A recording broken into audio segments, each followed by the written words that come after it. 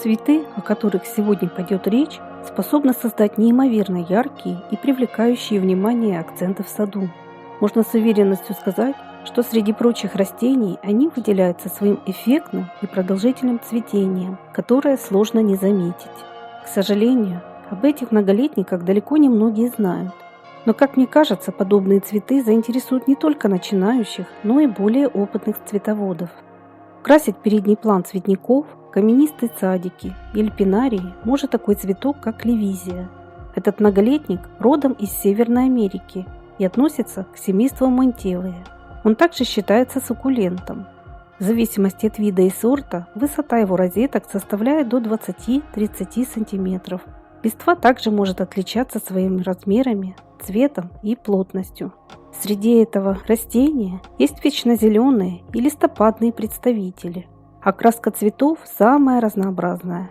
Цветы левизии эффектные, яркие и выразительные. Несмотря на скромные размеры розеток, этот уникальный многолетник выпускает шикарные соцветия, состоящие из невероятно красивых цветов, которые могут составлять в диаметре 5 см. За столь редкую и изысканную красоту левизию считают настоящей аристократкой среди цветов. Ее роскошное цветение часто приравнивают к магнолиям и рододендронам. У этого многолетника есть немало красивых видов и сортовых представителей, которые можно выращивать в открытом грунте средней полосы и как горшечную культуру.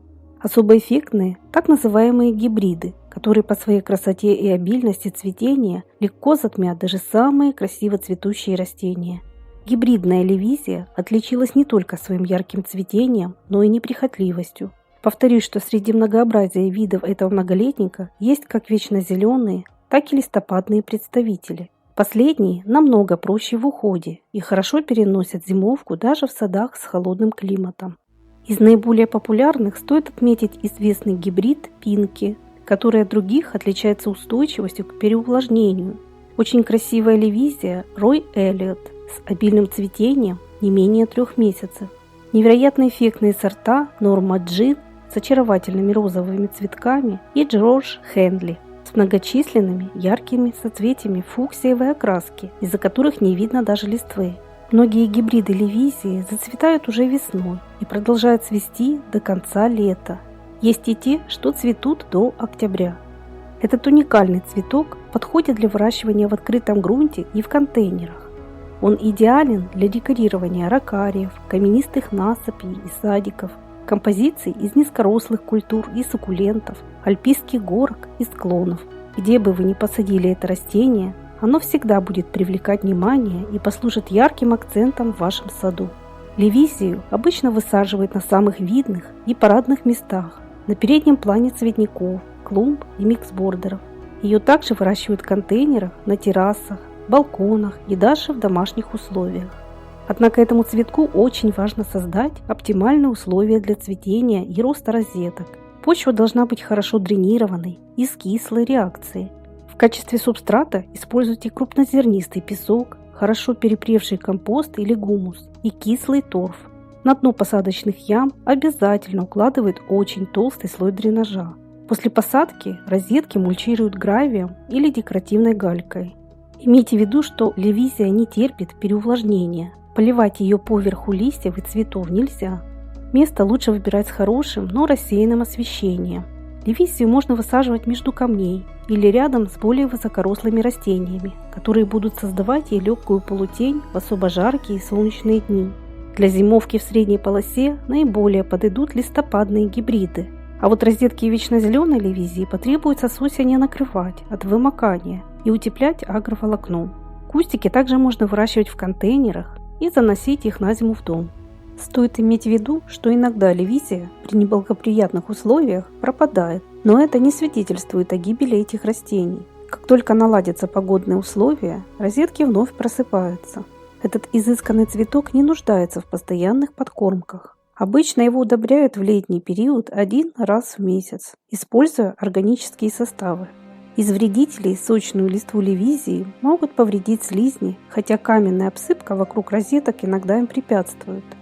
Еще один очень яркий и выразительный многолетник, на который стоит обратить внимание, это лобелия прекрасная. Многие садоводы средней полосы привыкли считать лобелию однолетником, но среди этой красивой обильно цветущей культуры есть и многолетние представители. Лобелия прекрасная отличается своей зимостойкостью и размерами. У некоторых ее сортов листва может иметь бронзовые или пурпурные тона, а высота кустиков достигать 60-90 см. Цветы около 3 см в диаметре. Лобелия прекрасная хороша тем, что может расти много лет, даже в садах с суровыми зимами. Для нее лучше выбирать видные и солнечные участки с рыхлой, питательной и умеренно влажной почвой. Застой влаги в корнях и частое переувлажнение это растение не любит, поэтому на дно посадочных ям необходимо укладывать слой дренажа. Среди лобелии прекрасной уже выведено немало эффектных сортов с красной, розовой и фиолетовой окраской соцветий. Цветение длится с июля по август. Отцветшие цветоносы лучше вовремя удалять.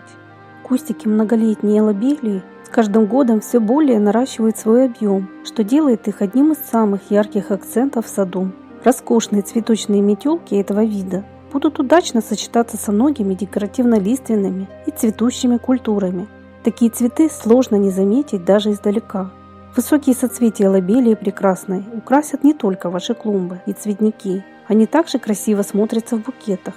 Размножает этот цветок посевом семян, черенкованием и делением куста.